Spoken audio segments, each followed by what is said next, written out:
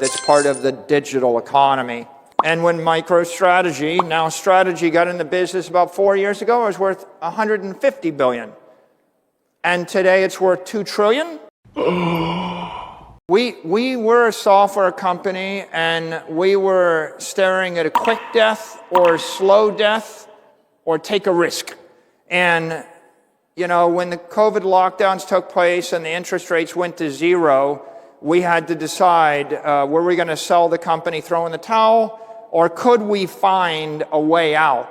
And this is the challenge that 40 million companies in America have, which is if you're not one of the Magnificent Seven, if you're not Apple or Google or Microsoft, how are you supposed to compete in a world where trillion-dollar companies have all the power, big banks have all the power, big government has the power, and Bitcoin offered us the way out, because if you recapitalize a company on Bitcoin, you're not slave to the bank, you're not slave to the currency, you're not slave to the local politician that tells you what you can do and how you can use your money.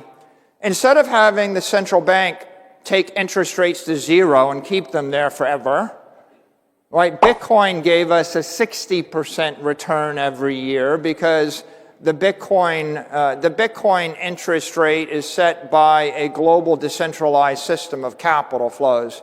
So my company was able to save itself when we switched from Bitcoin, from the US Treasury or the bond to Bitcoin. Our market cap increased from $1 billion to $100 billion.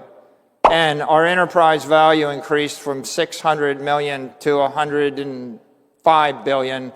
And we went from a $500 million company growing 0% a year, competing against a monopoly, Microsoft, where it's hopeless, to a $50 billion company growing 60% a year that's part of the digital economy.